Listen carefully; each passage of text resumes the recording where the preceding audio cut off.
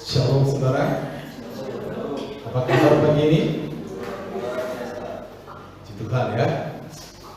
Kita bersyukur Tuhan berikan kita waktu yang baik untuk bisa beribadah pagi ini ya. Baik, mari kita buka kita di dalam kitab Mazmur pasal 62.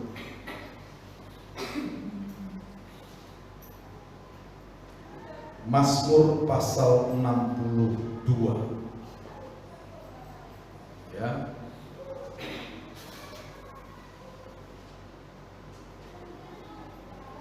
Ada yang bisa bantu kita membacanya mulai yang kita baca mulai dari ayat 1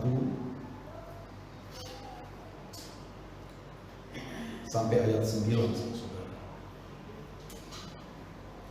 Ada yang bisa membantu kita yang kuat, saudara? Silakan. Mazmur 62. Perasaan tenang dekat Allah. Untuk pemimpin biduan menurut Yedutun Mazmur Daud. Haleluya. Hanya dekat Allah saja aku tenang, daripadanya lah keselamatanku. Hanya Dialah gunung batuku dan keselamatanku, kota bentengku, aku tidak akan goyah. Berapa lamakah kamu hendak menyerbu seseorang, hendak menemukan dia, hai kamu sekalian, seperti terhadap dinding yang miring, terhadap tembok yang hendak roboh. Mereka hanya bermaksud menghempaskan dia dari kedudukannya yang tinggi. Mereka suka kepada dusta, dengan mulutnya mereka memberkati, tetapi dalam hatinya mereka mengutuki. Hanya pada Allah saja kiranya aku tenang, sebab daripadanya lah harapanku. Hanya Dialah gunung batuku dan keselamatanku, kota bentengku, aku tidak akan goyah. Pada Allah ada keselamatanku dan kemuliaanku, gunung batu kekuatanku, tempat perlindunganku, Ialah Allah. Percayalah kepadanya setiap waktu, hai umat, curahkanlah isi hatimu di hadapannya. Allah ialah tempat perlindungan kita. Cukup sampai 9 kan? Oh, masih 8 itu. Ayat 9, hanya angin saja orang-orang yang hina, suatu dusta saja orang-orang yang mulia. Pada neraca mereka naik ke atas, mereka sekalian lebih ringan daripada angin. Puji Tuhan ya.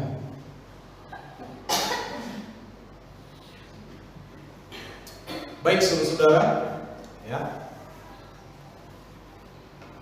Semakin kesini saudara-saudara, dunia semakin bertambah tidak baik. Ya. Saya sering merenungkan dan saya juga sering mengatakan kepada saudara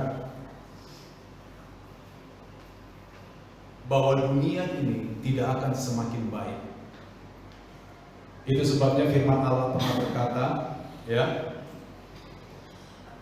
langit dan bumi akan berlalu, dan yang tidak berlalu itu hanya perkataan Allah atau firman Tuhan tetap untuk selama-lamanya. Ya. Jadi kalau kita menilai zaman hari ini, maka kita akan segera mendapati betapa rapuhnya dunia ini, ya, betapa rapuhnya kehidupan manusia. Penderitaan terjadi di mana-mana.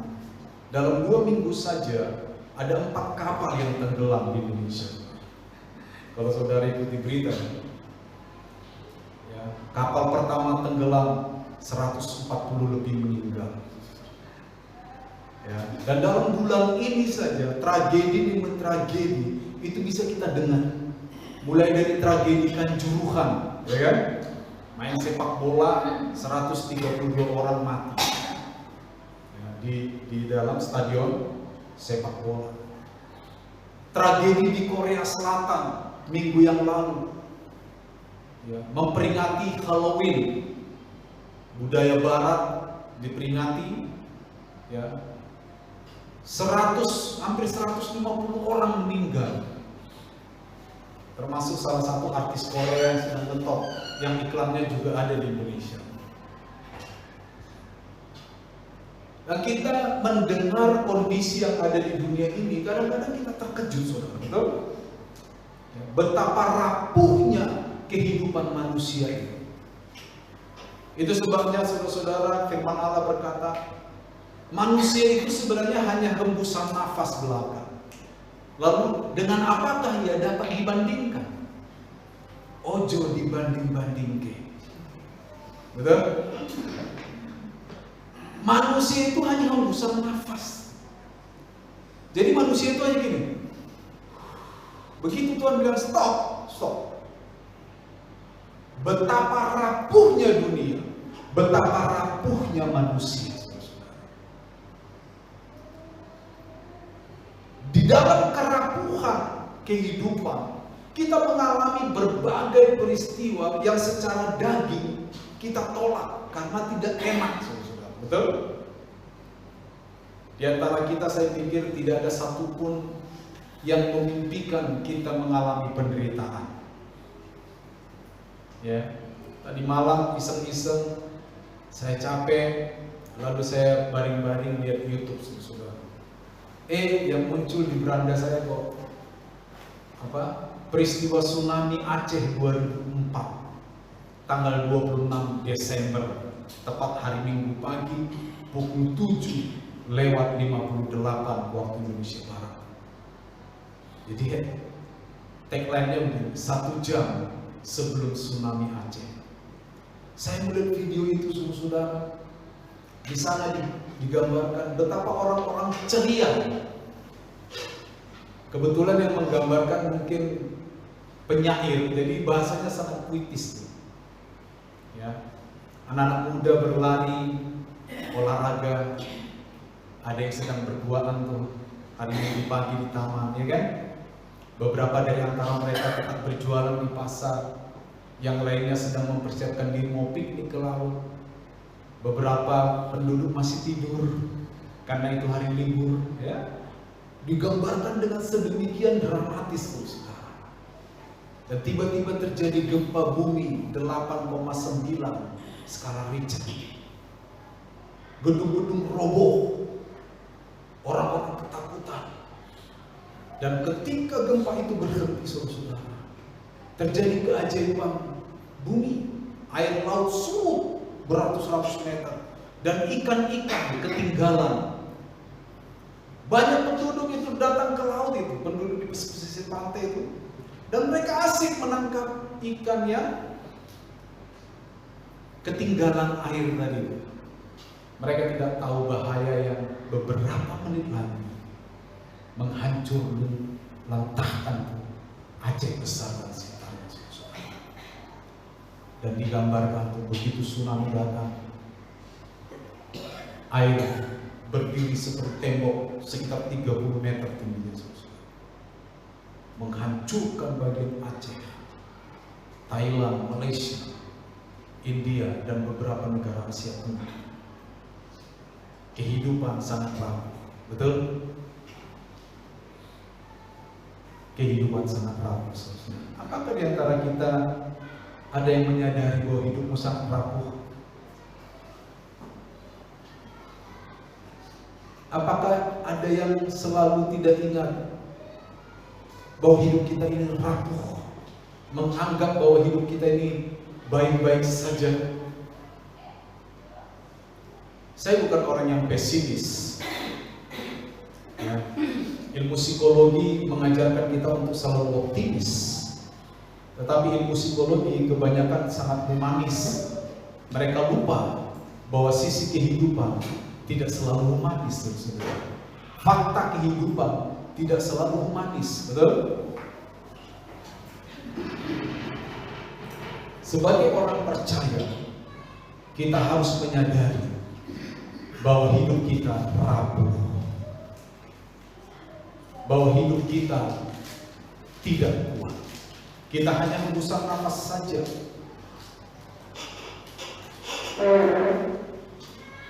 Maka itulah yang direnungkan oleh Daud ketika dia mulai datang kepada Tuhan. Dia mulai melihat kembali ke belakang, saudara. lahirlah Mazmur 62 ini, saudara. Ya, oke, kita akan coba bahas ini pelan-pelan. Ya, Mazmur 62 ini adalah sejenis mazmur kepercayaan. Kenapa disebut kepercayaan? Karena isinya, ya, isi Mazmur 62 ini berisi tentang keyakinan kepada Allah sebagai satu-satunya tempat berlindung, saudara. Nah, di dalam Mazmur 62 ini bagi bangsa Israel itu sering dipakai di dalam liturgi keagamaan mereka, di mana seorang pemimpin ibadah, ya, biasanya membacakan Mazmur ini dengan semangat yang jelas, yaitu memastikan bahwa pertolongan dan keselamatan itu hanya datang dari Tuhan. Ya. Dan pertolongan keselamatan ini berlaku bagi semua umat. Itu sebabnya kalau saudara perhatikan mulai ayat 2 sampai ayat 8, ya, itu kata-katanya bersifat individual, betul gak? Individual itu berarti pertolonganku, gunung batuku, kota bentengku. Itu kata ganti kepunyaannya itu ku, saya. Betul? Coba saudara perhatikan. Hanya dekat Allah saja aku tenang. Betul? Aku, saya. Daripadanya lah keselamatanku. Hanya dialah gunung batuku, aku tidak akan goyah. Jadi kata gantinya aku. Tetapi mulai di ayat 9, ya, di ayat 9 itu diganti kata kita. Kalau perhatikan tadi, ya. Coba boleh dibacakan kembali ayat 9, Pak.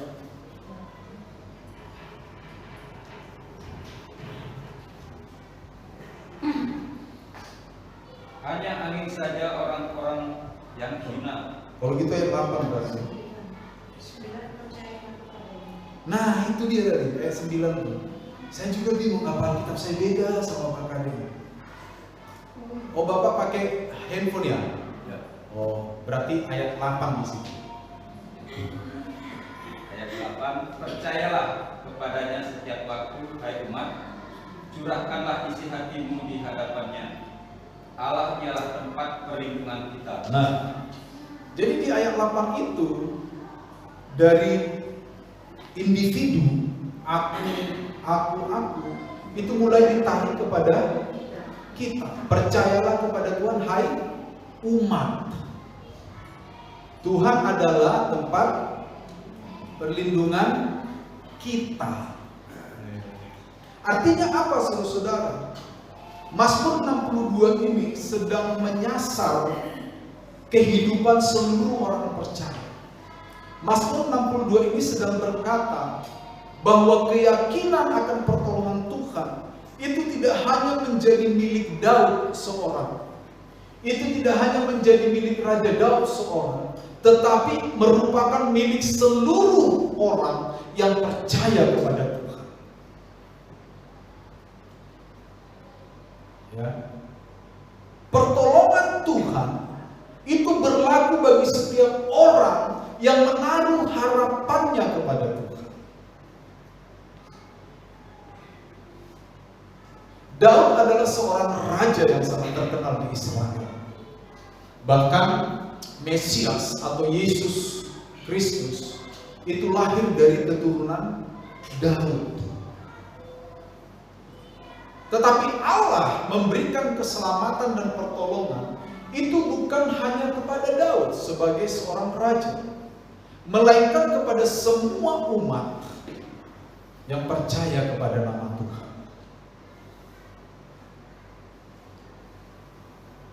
Nah, ini harus kita tarik menjadi kebenaran buat kita hari ini. Di hadapan Tuhan, jemaat dan pendeta itu sama. Sepakat nggak? Atau saudara mau dibedain? Saudara berkatnya lebih dikit gitu. Kita sama. Tidak ada yang lebih spesial di hadapan Tuhan terkait dengan karya Allah. Ya. Ketika nama Allah disebut di dalam Kejadian 22 sebagai apa? Yahweh Yireh atau Jehovah Jireh, Allah yang menyediakan. Maka janji itu berlaku bagi semua umat percaya. Ketika Allah berkata bahwa Dia adalah kota benteng perlindungan, maka janji itu berlaku buat semua orang yang percaya.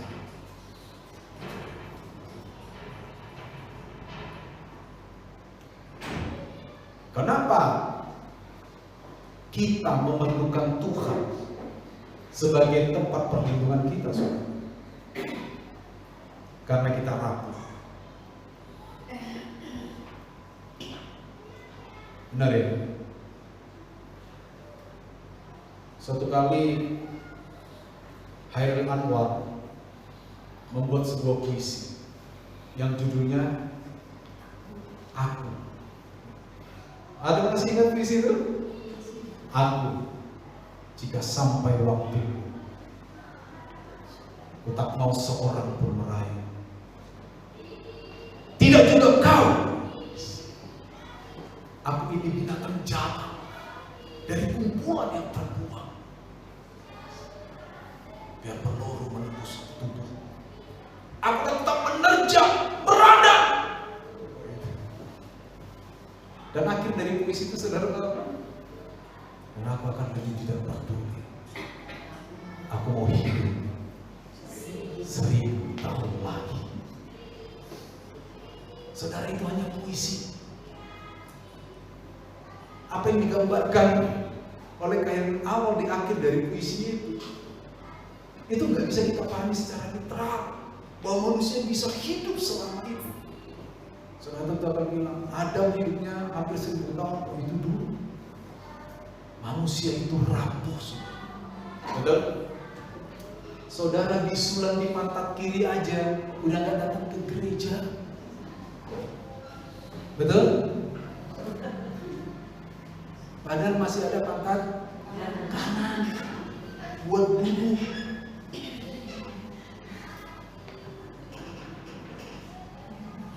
Betapa rapuhnya manusia, betul? Perlu sedikit aja, saudara, ya, udah ada alasan untuk berbaring dan tidak mau bergerak, betul?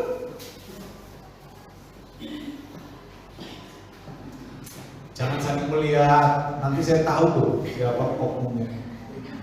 Ke depan aja kayak gini, tahan diri, tahan. Jangan lihat teman-teman. Betul nggak? Kita rapuh, dan itu kita harus sadari. Makanya Daud sadar hidupnya itu rapuh. Makanya dalam perenungannya yang dalam, dia akhirnya tiba pada satu kesimpulan. Hanya dengan Allah saja aku tenang. Di dalam teks aslinya, kalimat ini sebenarnya lebih tepat diterjemahkan dengan kata, sesungguhnya dekat Allah saja aku tenang.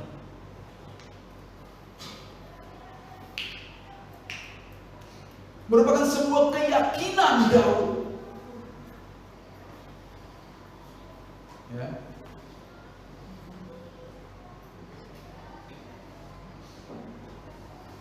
Lalu Daud menggambarkan kenapa hanya dekat Allah dia bisa tenang, saudara.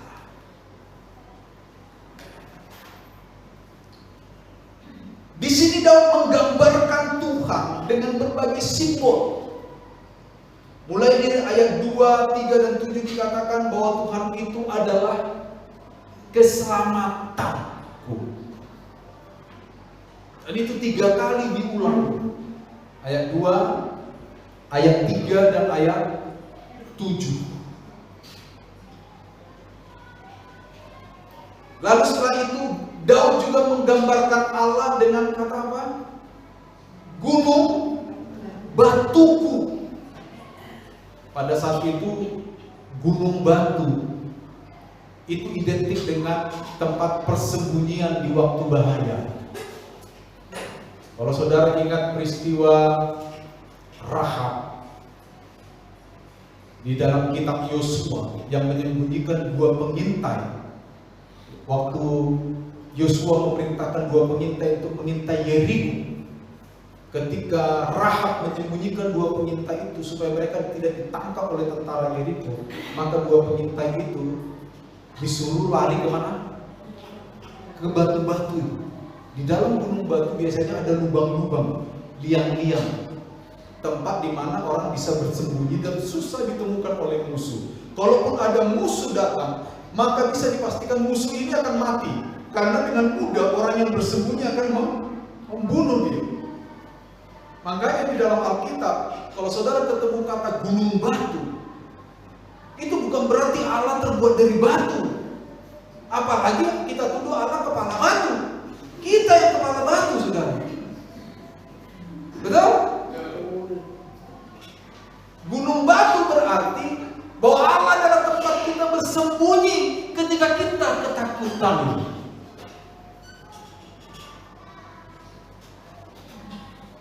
Lalu saudara, di ayat 7 dan di ayat 3 dan ayat 7, Allah digambarkan sebagai kota bentengku. Zaman dulu sebuah kota selalu ada menara. Ya, menara yang sangat tinggi. Apa fungsi menara ini? Pertama, menara ini berfungsi untuk melindungi rakyat. Kalau ada penyerbuan, rakyat bisa masuk ke menara ini supaya aman dari opresor itu, penyerbu. Atau yang kedua, bisa melihat musuh dari jauh, betul? Bisa melihat musuh dari jauh.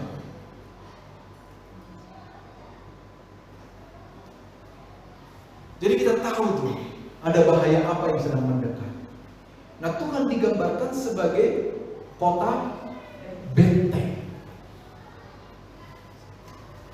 Lalu di ayat 6 Tuhan digambarkan sebagai harapan. Di ayat 8 Tuhan digambarkan sebagai kemuliaan.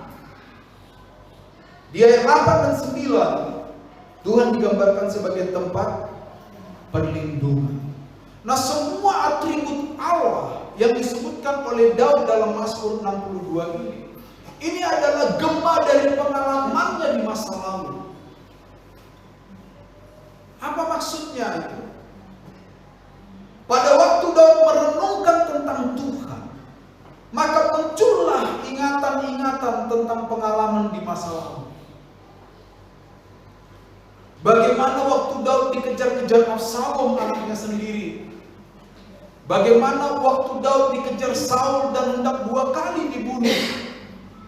Bagaimana dia mengalami semua penderitaan di dalam kehidupannya. Di dalam semua peristiwa itu, Daud menyimpulkan bahwa Tuhan adalah keselamatan, bahwa Tuhan adalah gunung batu, bahwa Tuhan adalah kota benteng, bahwa Tuhan adalah harapan, kemuliaan, dan Tuhan adalah tempat perlindungan.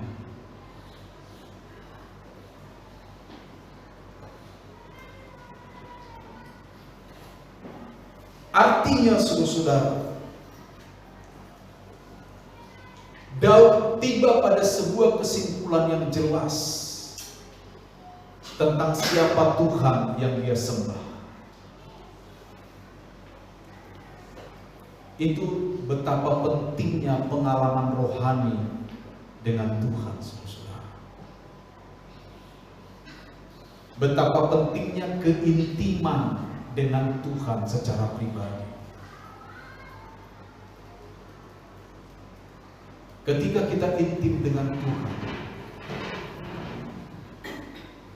maka kerapuhan kita sebagai seorang manusia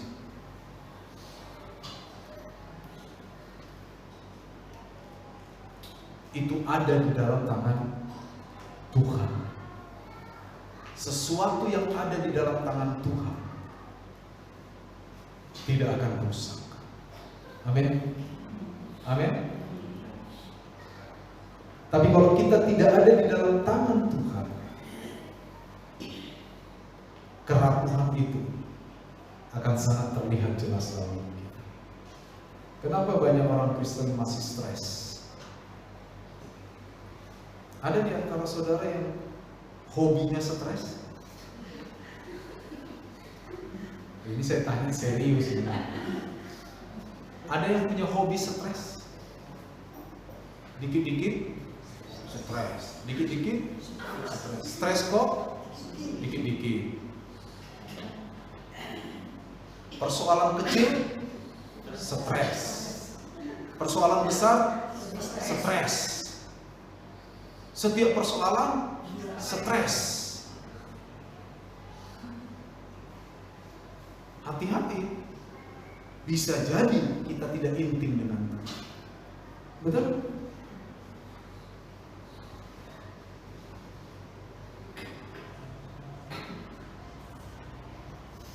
Daud sebagai seorang tokoh dalam Alkitab itu kurang stres apa kalau dibandingkan dengan kehidupan manusia hari ini loh? Kurang stres apa? Saudara boleh baca nanti kisah kehidupan Daud. Mulai dia diutus bapaknya sebagai penggembala 2-3 ekor kambing itu, sampai dia dipilih oleh Samuel. Sebelum dipilih oleh Samuel, dia terlebih dahulu melawan raksasa yang disebut Goliat pada waktu itu.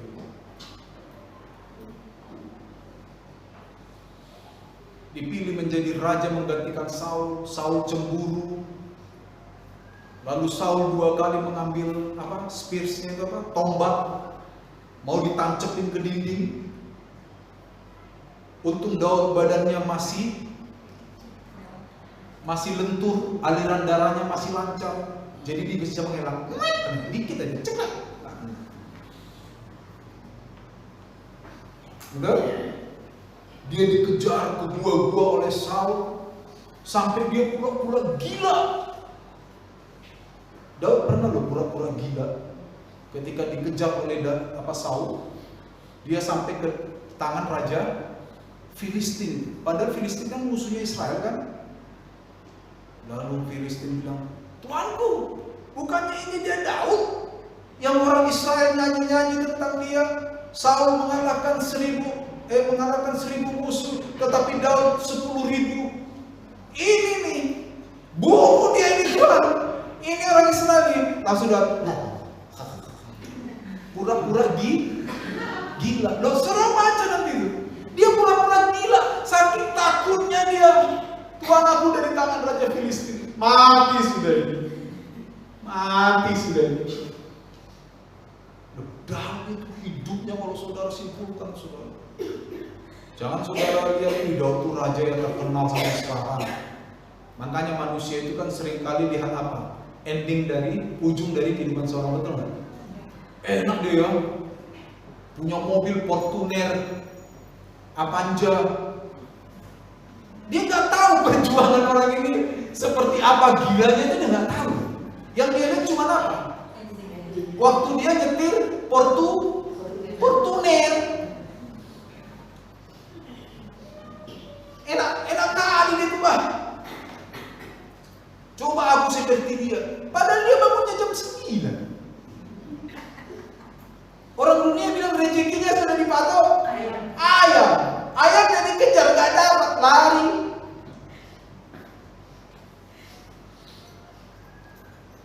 Saudara, Daud hidup di dalam berbagai warna. Begitu juga hidup kita, betul? Jadi kalau saudara punya masalah, jangan bilang, "Aduh Tuhan, masalah terus yang datang." Saudara, itu bagian dari kehidupan semua orang secara umum. Amin. Emang kalau kita udah percaya Yesus nggak ada masalah? Orang yang percaya Yesus level 1 dengan orang yang percaya Yesus sudah level 10, sama-sama dapat masalah. Bahkan kadang-kadang dari penglihatan kita sebagai manusia, semakin dekat kita sama Tuhan, semakin dekat pula masalah hidup. Betul? Betul? Makanya sering tuh kejadian tuh dengar ungkapan tuh, saya semakin cinta Tuhan kok semakin banyak masalah saya. Apakah saya perlu undur dari Tuhan saya? Itu tidak ada hubungannya dengan kau cinta Tuhan. Masalah itu adalah bagian hidup manusia secara umum. Amin. Amin.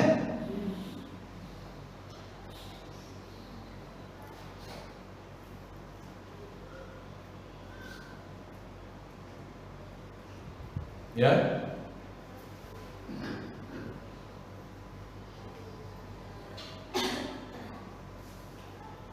Kalau saudara jualan kerupuk misalnya, jualan kerupuk nih. Lalu jualan kerupuk, sebelum dijual kerupuk biasanya dijemur dulu kan. Lalu di samping kiri saudara juga jualan kerupuk. Ada 10 kios jualan kerupuk. Saudara salah satu kios. Semuanya jemur kerupuk supaya kerupuk kering. Tiba-tiba hujan datang, kerupuk basah semua. Jangan saudara kaitkan itu dengan imanmu. Jangan bilang, Tuhan, saya kan cinta Tuhan, kerupuk saya kok basah. Kerupuk dia juga basah. Akan aneh kalau yang tidak basah cuman kerupuk saudara. Betul nggak? Hujan, kerupuk saudara nggak basah, saudara akan dianggap dukun. Akan orang datang berduyun-duyun minta nomor token. Karena bapak saya pernah gitu saudara. Kami dulu punya anggota kan jualan lampu piring ya. Kami punya karyawan tuh banyak. Karyawan kami ini dulu masih ini loh apa? Porkas, tahu porkas? SD. SKSD itu sekenal sedekat. Sumbangan dana berhadiah apa ya? SD. Lupa saya. Orang Medan bilang porkas. Mirip kok. Nah, suatu kali ada karyawan kami itu iseng tanya bapak saya, Pak, nomor berapa keluar? Padahal bapak saya nggak pernah beli itu. Bapak saya kan pernah tua di gereja. 62 dibeli keluar. Oh iya bisa pas itu. Dari situ bapak saya tiap hari ditanya saudara. Tentunya bapak saya udah tak acuhkan, itu kan cuma apa itu? Apa omongan sepintas kok iya bener gitu loh. Kacau ini. Waktu itu masih 60.000 tuh, 2 angka. Tahun-tahun gak enak ya, tahun saya masih kecil. Bisa beli babi 2 ekor. Waktu itu. Karena tiap Sabtu kami dulu beli babi 1 ekor, kasih makan untuk karyawan semua. Setiap Sabtu, 30.000, 40.000 dulu babi seekor. Masih murah. Ya. Jadi saudara, kesulitan hidup itu dialami oleh semua orang. Amin. Justru kita beruntung. Kenapa kita beruntung? Ya karena kita punya Allah seperti yang digambarkan dalam ini. Betul nggak? Saya dan tetangga saya sama-sama punya kesulitan. Dia tidak mengenal Allah seperti saya mengenal Allah ini. Yang lebih kuat siapa? Saya dong. Karena saya mengenal Allah ini, betul nggak? Allah yang adalah keselamatanku, Allah yang adalah gunung batuku, Allah yang adalah kota bentengku, Allah yang adalah harapanku, Allah yang adalah kemuliaanku, Allah yang adalah tempat perlindunganku. Sementara dia tidak mengenal Allah yang seperti saya kenal. Yang lebih beruntung siapa? Saya. Cuman kita kadang tuh salah melihat. kalau kita sudut pandang salah, itu kita bisa salah menyimpulkan, betul? Sekarang ada motor tuh yang di depannya, ada sepeda dayung yang dimodifikasi di depannya motor, betul nggak? Pernah lihat itu? Polisi jadi terkecoh kan? Nggak pakai helm kan? Ternyata di gayung. Iya kan? Hati-hati. Salah sudut kita memandang, salah pula pemahaman kita. Jadi sebagai orang percaya, jangan fokus kepada masalah hidupmu. Artinya jangan kamu dipengaruhi oleh masalah hidupmu, karena masalah hidupmu pun dialami oleh orang-orang yang tidak mengenal Tuhan. Betul? Kalau ladang saudara diserbu belalang, ladang tetangga nggak diserbu? Serbu sama. Betul? Betul? Agak aneh kalau ada 10 ladang saudara di tengah-tengah, semuanya diserbu belalang, cuma ladang kita yang nggak diserbu. Hati-hati saudara, dianggap dukun.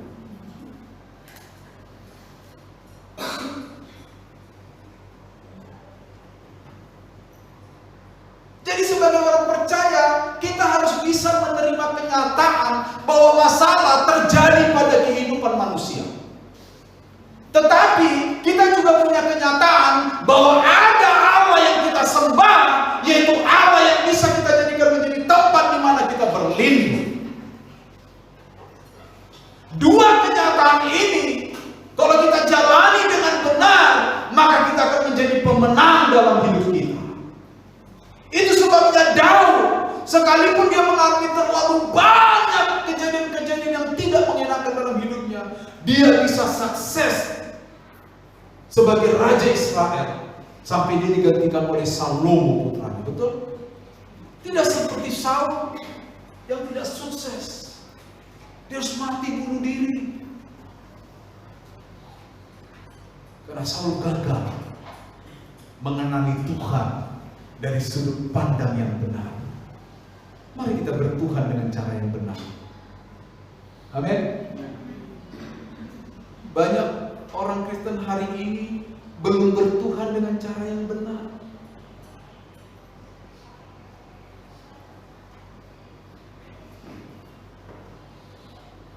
Kalau Anda punya persoalan dalam hidup,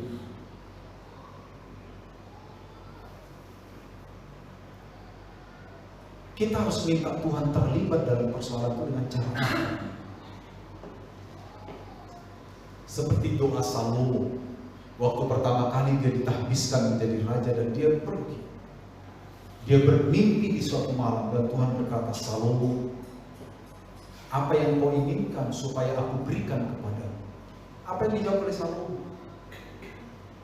Salomo berkata, Tuhan, berikan aku hikmat supaya aku dapat memimpin bangsamu yang sebesar ini, supaya aku dapat menjawab ketika mereka punya masalah, supaya aku dapat berinteraksi dengan mereka dengan tepat. Salomo tidak minta harta benda, betul? Salomo tidak minta apa? Kekayaan. Dan itu jelas. Kalau saudara baca minggu-minggu yang lalu atau 2 minggu yang lalu, kita tiba pada teks itu, betul? Pembacaan Alkitab kita, betul? Kita udah tiba pada teks itu. Salomo tidak minta harta kekayaan, tapi dia minta apa? Hikmah. Demikian juga dengan kita. Ketika kita dilanda permasalahan dunia, ketika kita dilanda persoalan-persoalan dunia, minta hikmat dari Tuhan agar kita bisa melalui persoalan ini dengan benar. Kadang-kadang memang Tuhan menolong kita itu dengan berbagai cara. Ada kalanya Tuhan memang mengangkat masalah kita, betul? Ada orang sakit, dokter bilang sudah tidak bisa lagi, tapi Tuhan bilang sembuh-sembuh. Iya kan? Dan itu terjadi. Saya melihat banyak sekali. Saya sendiri mengalami ini. Dulu saya penyakit migrain. Tahu migrain? Tahu ya penyakit migrain ya? Migrain itu bukan perpindahan penduduk dari kota ke desa, bukan? Itu transmigran itu. Migran itu sakit kepala sebelah, dan itu saya alami dari saya sejak SMA. Saya pernah waktu ujian sampai nggak bisa buka mata, saking migrannya. Untung saya lulus. Saya pernah dari rumah saya ke sekolah saya di Semean Negeri 1 Medan itu perjalanan naik mobil 1 jam. Saya pernah muntah-muntah di sepanjang jalan. Saya duduk. Kalau mobil di Medan itu kan pintunya di samping, jadi saya di samping tuh kepala saya tadi muntah-muntah saking kirinya. Sopir nggak mau tahu, dia jalan aja.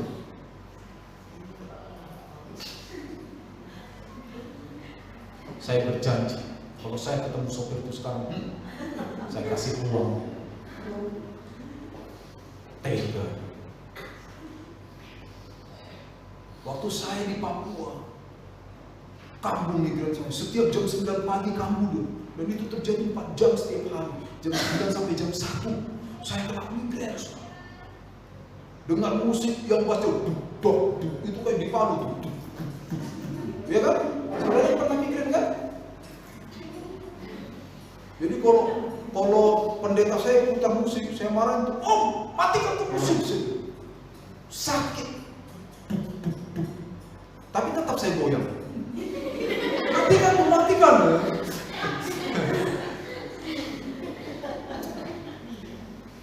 Di jemaat kami itu ada dokter, dikasih saya obat. Ini papi, obat. Pas, nggak mempan. Akhirnya satu kali saya kumpulin pemuda remaja, lalu saya bilang tolong doakan papi sakit migran. Kami di sana itu dipanggil papi walaupun belum punya anak. Jadi mereka doakan saya itu, mulai dari saat itu migran saya hilang. Ada kalanya memang Tuhan begitu, diangkat tuh penyakit kita, betul nggak?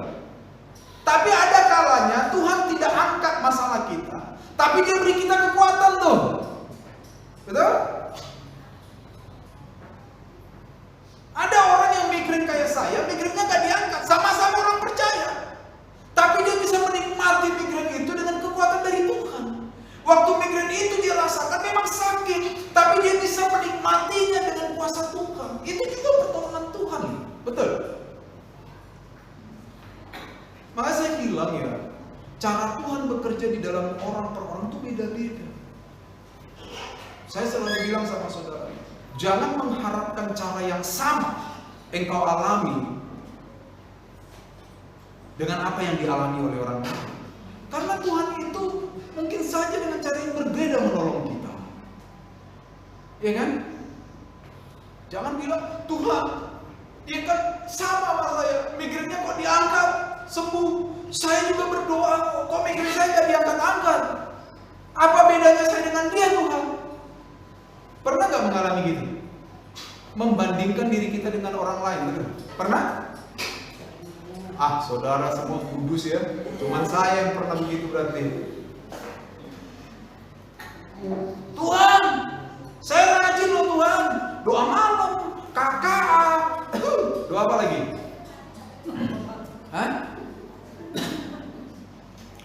Doa-doa, rajin saya Tuhan. Kok saya nggak ditolong seperti dia Tuhan? Ingat, Tuhan berkarya dalam hidup kita itu bisa jadi berbeda. Ada orang, saudara, bekerja setengah mati, ya begitu dia. Gak kaya-kaya dia. Padahal dia baca kitab Amsal, tangan yang rajin membuat kaya. Lu ya kan?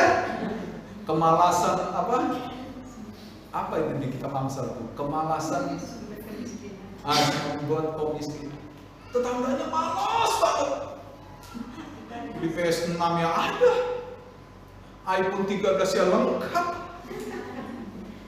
Saya Tuhan, cinta Tuhan, rendah hati, jujur dan rajin, misioner. Iya kan? Tapi beli handphone merek apa itu yang suaranya kuat itu? Kalau ada panggilan apa itu dulu itu? Merek Cina apa? Mito. Itu juga sulit saya Tuhan. Padahal saya cinta Tuhan, rendah hati, jujur dan rajin dan Misioner. Hati-hati. Cara Allah berelasi dengan kita itu selalu yang terbaik. Amin. Selalu yang terbaik. Cara Tuhan berelasi dengan kita itu selalu yang terbaik. Cuman bentuknya bisa jadi beda dengan bagaimana Tuhan berelasi dengan orang lain. Betul? Tetapi intinya apa? Apapun yang kita alami dalam hidup kita, Tuhan adalah keselamatan kita. Tuhan adalah gunung batu kita. Tuhan adalah kota benteng kita. Tuhan adalah harapan. Bahkan Tuhan adalah kemuliaan dan tempat perlindungan bagi kita. Karena itu ayat 9, percayalah kepada, coba dilihat ayat 9 tuh. Karena semua fakta tersebut, maka percayalah kepadanya setiap waktu. Percayalah kepada Tuhan setiap waktu. Artinya apa? Sekalipun hidupmu rapuh serapuh-rapuh, sekalipun kehidupanmu banyak tantangan, namanya juga kehidupan, banyak tantangan. Kalau banyaknya tantangan, itu namanya apa saudara? Catering. Sekalipun hidupmu banyak tantangan, percayalah kepada Tuhan setiap waktu. Kadang-kadang Tuhan proses kita untuk melihat sampai di mana kita percaya kepada Tuhan. Waktu kami di Jakarta, sebenarnya Gia itu punya kakak tertua. Tapi karena kami nggak tahu, masih pasangan muda waktu itu, istri saya hamil, kita tidak sadar kalau dia hamil. Ya, kesibukan dari jam 5 pagi sampai jam 10 malam. Nggak pernah masak di rumah, makan sate kambing, soto kambing hampir tiap hari. Pakai high heel, naik turun tangga di gereja Jakarta Selatan. Singkat cerita, besok keguguran. Tadinya mau nggak keguguran, udah sakit, mau datang ke bidan, tapi namanya Jakarta, naik taksi lebih cepat kita jalan kaki daripada taksinya. Macet memang. Akhirnya kami turun taksi jalan kaki, besok keguguran. Dikuret mungkin kurang bersih, ada sisa konsepsi di dalam rahim. Kami pindah ke Pontianak, tumbuhlah kista. Kista membuat istri saya pendarahan setiap hari. Setiap hari. Kami tidak punya uang. Datang ke dokter cuma periksa, dikasih vitamin sama pengendali haid. Itu tidak menolong. Tiap hari pendarahan, tiap hari. Sampai istri saya yang tadinya dulu segini jadi segini.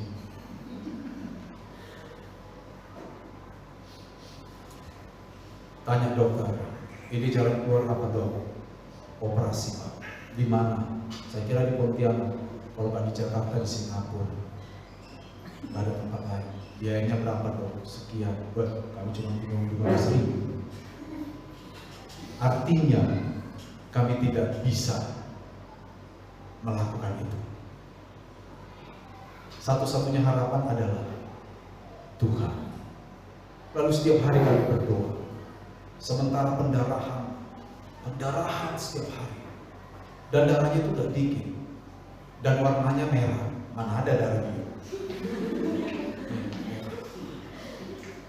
Terus setiap hari kami berdoa setiap hari, tetap percaya bahwa Allah adalah tempat perlindungan. Sebenarnya kalau mau menyerah, rasanya ingin menyerah. Kenapa? Karena selain sakit ya, kusta itu sakit ya, itu juga pendarahan itu yang nggak tega. Pendarahan setiap hari. Jauh dari orang tua, hanya berdua. Kami berdoa setiap hari. Dan Tuhan mengizinkan proses dan berdoa 6 bulan. Setelah 6 bulan, kisah hilang. Kisah hilang. Kami tahu nama hilang, suatu kali periksa ke dokter lagi. Dokternya agak lama. Terus saya nyari apa dok? Nyari kisah. Kemarin di sini nih katanya. Udah hilang. Dalam hati saya, Tuhan yang sudah membuat itu hilang. Artinya saudara-saudara, kadang-kala Tuhan mengizinkan kita beberapa waktu menikmati persoalan itu. Tetapi ingat, Tuhan tetaplah tempat kita berdiri. Amin. Tuhan tidak pernah gagal. Tuhan tidak pernah salah itu. Percayalah kepada Tuhan setiap waktu. Ayat 20-12 itu sedang bicara, jangan percaya kepada yang bukan Tuhan. Kalau saudara baca, ada beberapa hal yang bukan Tuhan di sana. Harta, ya, semua yang tampak di dunia ini, itu bisa. Percayalah kepada Tuhan. Amin. Kesimpulan, hanya Tuhan yang mampu menyediakan pertolongan dan perlindungan bagi umatnya pada waktu mereka menghadapi masa sulit dalam kehidupan. Hanya Tuhan, ingat, hanya semua resources yang ada di dunia itu terbatas. Uangmu terbatas. Uangmu terbatas. Kesehatanmu terbatas. Jabatanmu terbatas. Usiamu terbatas. Tidak ada resources di bumi ini yang tidak terbatas. Yang tidak terbatas hanya Tuhan. Maka percayalah kepada Tuhan. Jangan main-main lagi dalam iman. Amin. Sungguh-sungguh mengikut Tuhan. Dekatkan dirimu sama Tuhan.